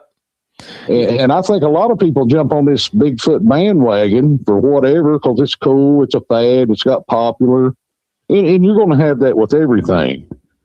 But when you boil it down to the guys that are into this for the right reason, in my opinion, and you nail it down to brass tacks, they're telling you straight up truth. They're trying to educate you. And it's up to you whether you're going to allow them to or not. Yeah, you know, and I've caught some flack for the way I do things, but I told my buddy the other day, it's like, it's building a stronger community. Right. Stacy, I would be worried if you didn't catch flack. Yeah. You know, there'll be a dead sign that you're trying to please everybody and you're full of crap. Right. You know that would be the biggest red flag on the planet. Yep. You know, if everybody thought, and you said something about interviewing Todd Standing. Mm-hmm. I think that dude is passionate about this subject. I think he has some footage of a real one. I'm not sure that all of them are. Let me ask you this about his footage. You know the one he calls Kubota that's got the real black face? Yep. Dude, that just does not look made up to me. Yeah, I don't know. I mean, my God, that thing's eyes are moving. I think if it was made up, it could have been like a foam latex mask. You can't see enough of it. I didn't watch the whole video. Dude, this thing is crystal clear, dude. Oh, it is. This thing is. It is. And here's the thing. If he's fucking telling the truth, his footage is so much better than everybody else. If he ever proves beyond a shadow of doubt all his footage is real, it's over. He's the king. Oh, 100%. Automatic. 100%, dude. And I give the old boy credit. Yeah, he's making a living doing this, Safe. He is. He's paying bills. He's getting by. He's getting paid to do something he loves to do, but he's not getting rich at this. No. And you got to look at how long this dude's been hiking back in the mountain. I mean, dude, he's been dedicated to this crap. This dude has climbed mountains after these things. Yep. And yeah, I don't know. I couldn't count people on one hand that I know that would go to those extremes for something that they're even that passionate about. Yeah, that's where when you get to doing like that, okay. So I was filming a movie with a group I was working with called Outcast Paranormal, and I was taking them into a swamp. Well, we had to cross this river, and there were gators like right there. A lot of gators, right? We're in Central Florida. Yeah. You could see real quick who was just doing this shit for fun and who was actually ready to go do it. That's right. You know what I mean? When you break it down into like, and I wish that's what was conveyed through the internet, but it's not. You know what I mean? No. You get these people and they go to the conferences. Sure, so maybe some of them are on TV. Everybody thinks they're real serious about it, but we don't fucking know. We don't know how serious they are about it. How much of it is just, hey, I'm doing this because it's paying my bills right now. Yeah, exactly. So, and I get that. We have created that as a society. There's a demand for that kind of stuff. There is. There's a demand for authenticity. Or they wouldn't be doing it. They couldn't be profitable at doing it. They kind of jumped on something here and ran with it and taken advantage of the fact. Yep. But I appreciate you guys that are actually in search of the truth and know the truth yourself. Yeah. You know, at the end of the day, I end up thinking if it's like you say, some type of people, which it could be, like I myself believe it's more something paranormal, but that doesn't mean that I'm right. That's just where I'm at right now. Well, think about this also, Stacy. I agree about the paranormal aspect, but I'm not so certain that they are all capable of that or all of them operate under that realm. It may be. You know, that's what I'm saying. I think there are different sets and groups of these. I don't think they're all created equal. They may not know for 1,000 years what these things truly are, where they came from, if they've been here before us. And it's like they even talk about UFOs and aliens. To me, when they say it's an alien, I don't automatically think it's from another galaxy or outer space. It could be from the Earth. Right. But it's alien to us because as modern man, we just have no knowledge of it. These things could live in the ocean, under the ground. I mean, we know more about outer space than we do our own ocean. Right. And if they have if you're not that open-minded enough to see that, and it's like a USOs, the space or the craft that they see come in and out of the ocean. Yep. You know, the Navy's been tracking these things forever. And they travel at speeds underwater that we have no capabilities of. Right. You know, so that's where's funny. the best place to hide? It's funny you you bring plain up sight where man can't go. It's funny you bring up USOs because, like in the early '90s, there was a big debate in the UFO community where people were like, "Hey, these things are coming out of the oceans," and people were being like, "No, you're crazy. They're coming from outer space." And now, you know, you've got the Navy and Air Force and all that saying that they're, I guess, what do they call it? Transdimensional or something, where they can come through the water, operate in the water the same they can operate, you know, in the air. And you know, you're just looking, hell, 30 years ago, people were arguing about whether they were actually coming up out of the ocean, and now it's a known thing that these craft are. And the thing about these, with Bigfoot, yeah, the thing about these craft is they do things that defy gravity as we know it. Yep. And because we don't have that knowledge or capability, we can't understand it. So it's alien to us. Yep. And and we as humans, we have to put things in a box of some kind. And a lot of times we create a box that's nowhere near reality, but we have to put it in some kind of box to deal with it mentally. Right. You know, and we compartmentalize that. It's like the Sasquatch, Bigfoot, what it's skunk ape, whatever you want to call it. Mm-hmm. You know, that's like down in Florida, what you've encountered. That thing may be related to the ones running around in British Columbia. Maybe. But it's no different than humans. I mean, humans in the south of South America are way different than humans from the Midwest of the United States. They're just different. Yep. You know, and I think if these things are all over the globe, that the subsets of them are just like humans. We come in all colors, shapes, sizes, you know, demeanors, habits, you know, the way we function on this planet. Mm-hmm. And I just think we have to compartmentalize things for ourselves and our mind. And I just don't think we're being fair to the subject by doing that. No, we're not. Like I said, dude, that's why I really love your approach, man. You're open-minded to these things. There's no expert on none of this. If somebody had all the answers, you guys wouldn't be doing shows about it. 100%, brother. 100%. They'd have done checked off that check mark, and we'd be moving on to something else we know nothing about. Yeah, I'd probably be in the flat earth crowd at that point, but that's another day, another topic for another day. Yeah, no doubt. Well, listen, I appreciate you taking my call, man. You have a great night. Yeah, buddy. Hey, I appreciate the call. Okay, take care. All right, buddy. Bye. All right, thank you. All right. Okay, so I heard something or read something.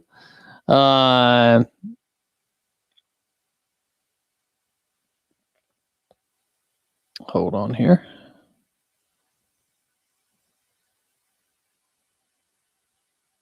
Yeah.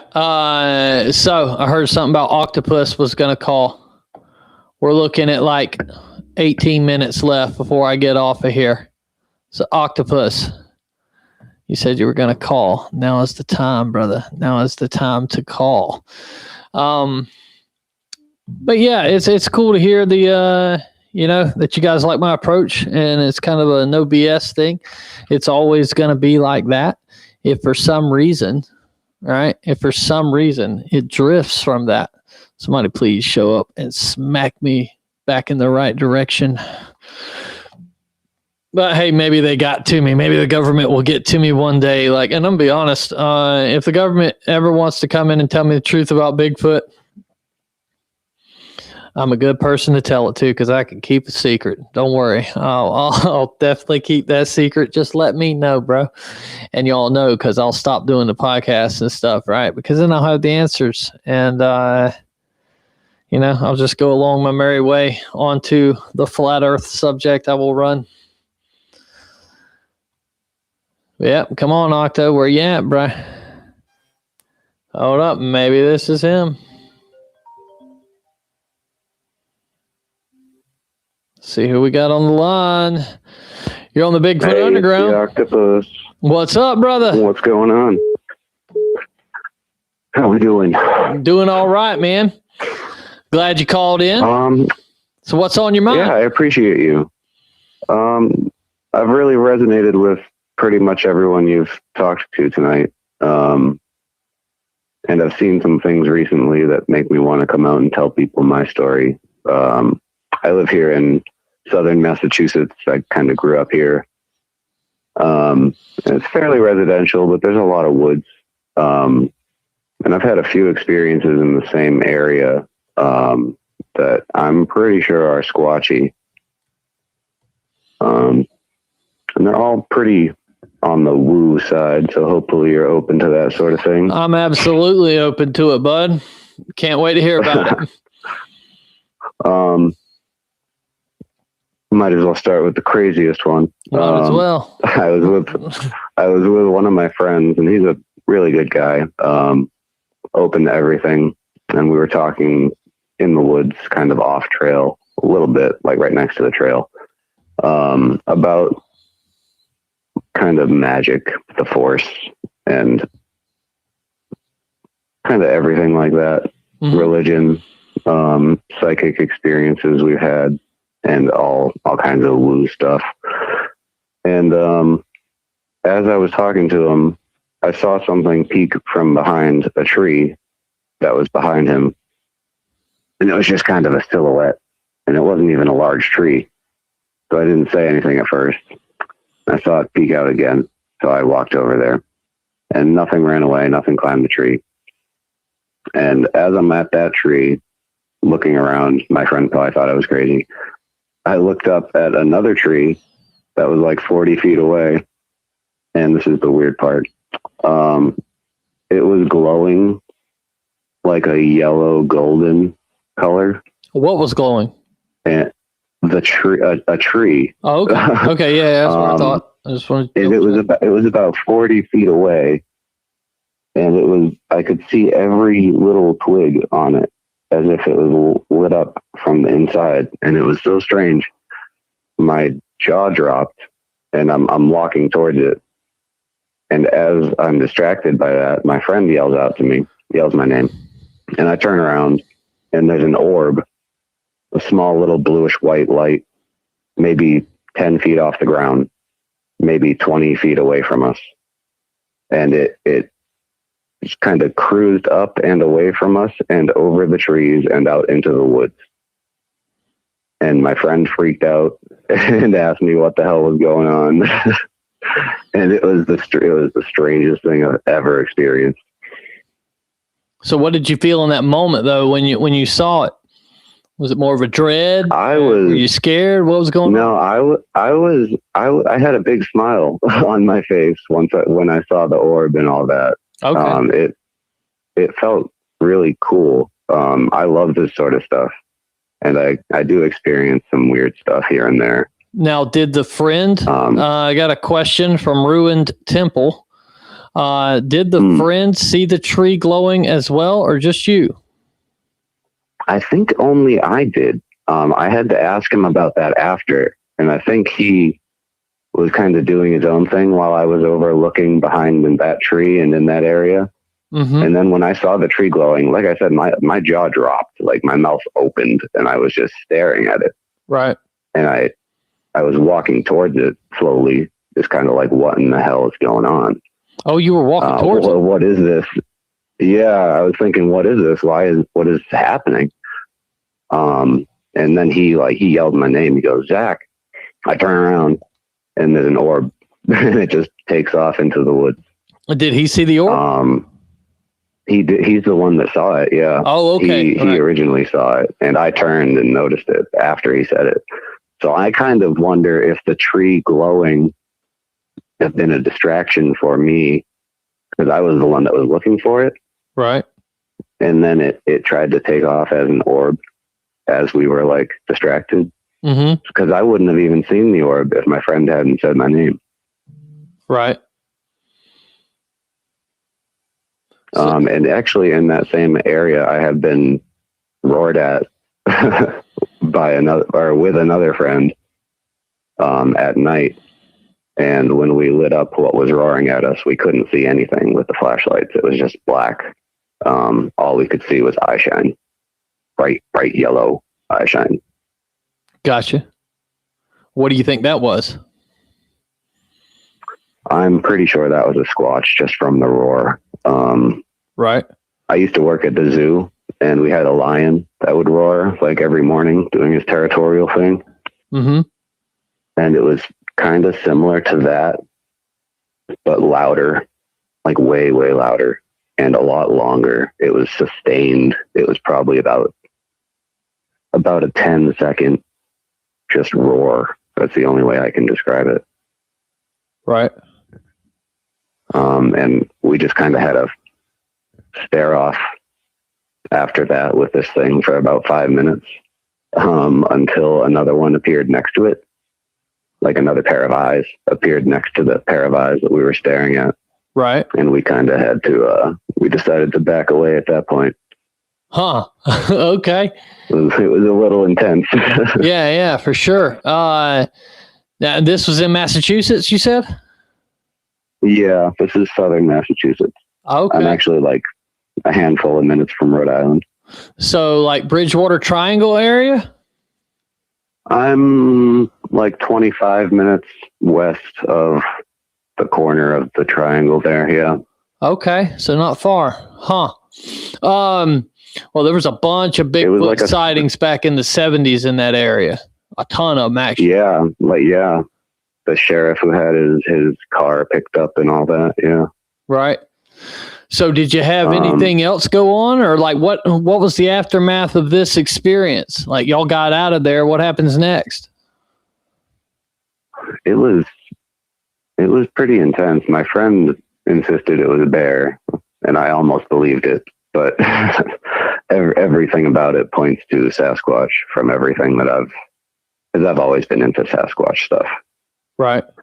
I just never thought I'd run into it here in Massachusetts, to be honest.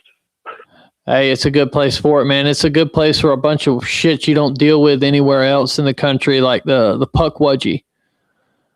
Yeah, for a minute I thought that thing peeking out from behind the tree was a puckwudgie. I was wondering that, but I've kind of come to the conclusion it was probably a Sasquatch.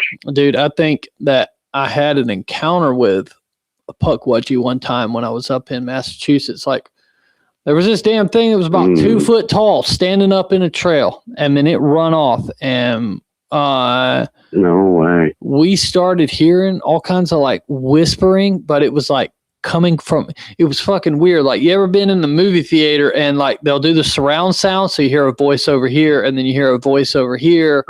You know what I mean? And that's what was going on. And middle of the daytime freaked us out.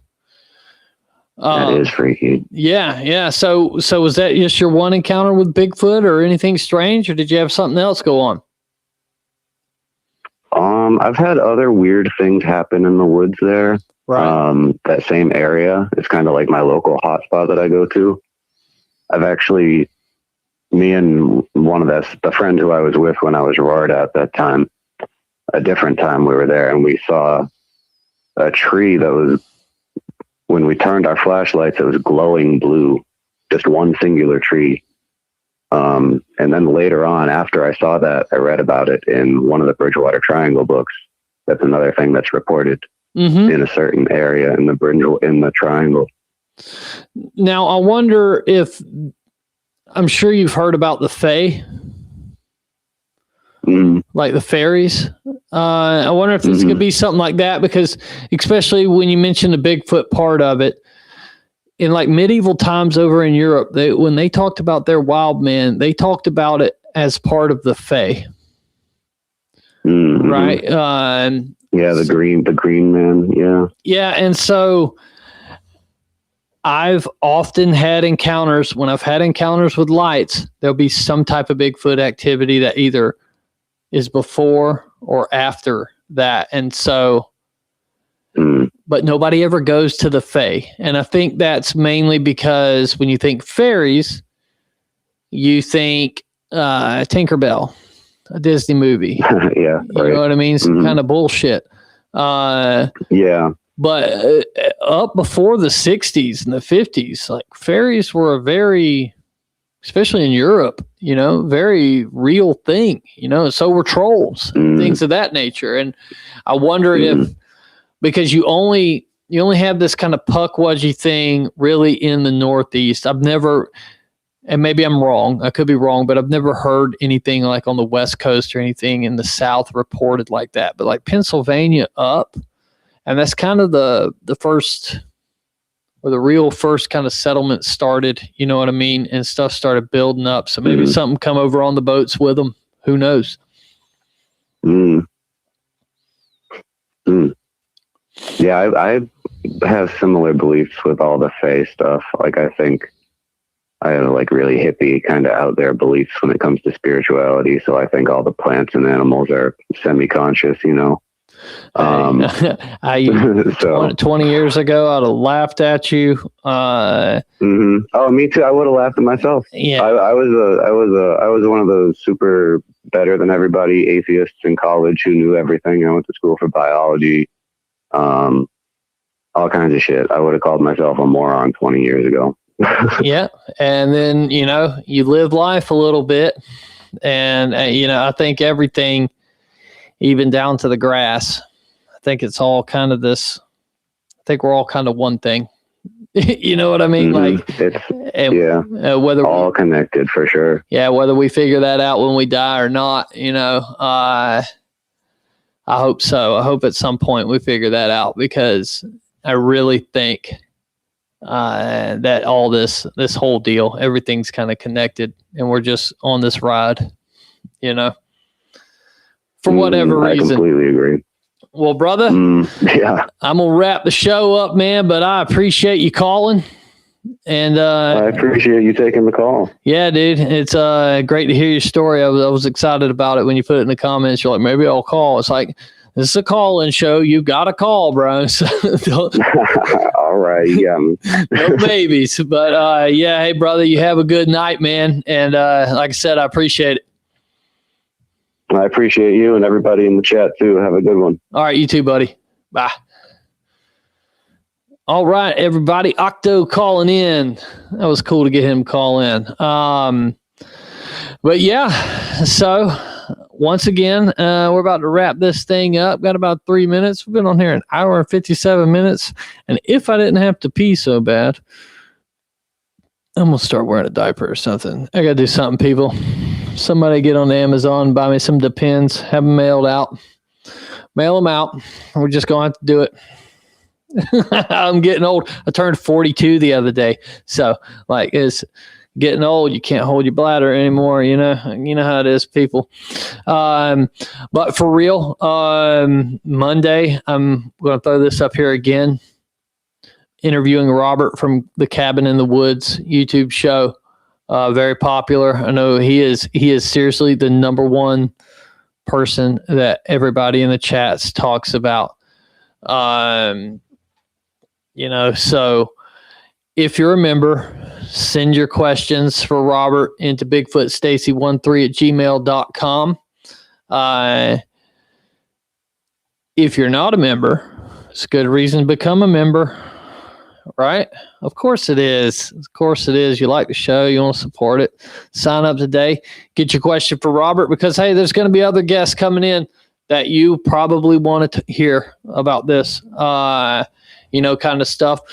And also, Journey to Belief, first episode, What is Proof, is on there for members only.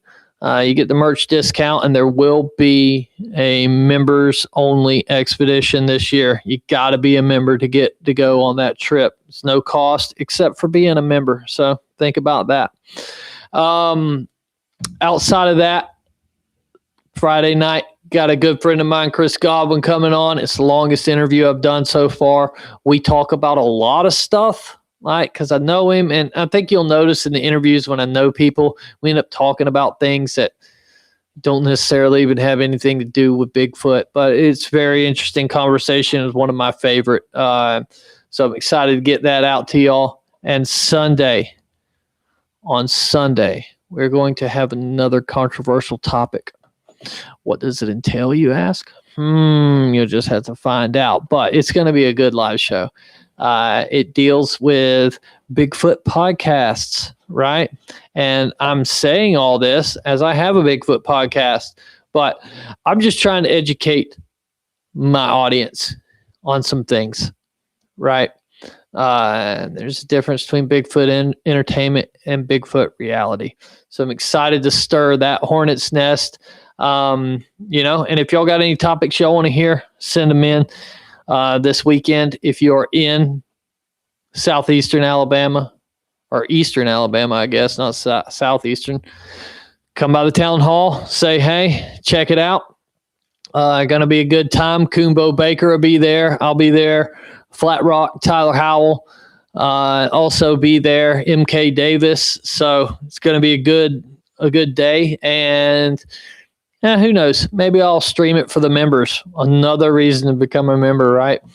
Who knew? There's all these reasons. It sounds like a really cool deal. Anyways, thank y'all so much for showing up. I want to thank Chris for coming on the show tonight. And till next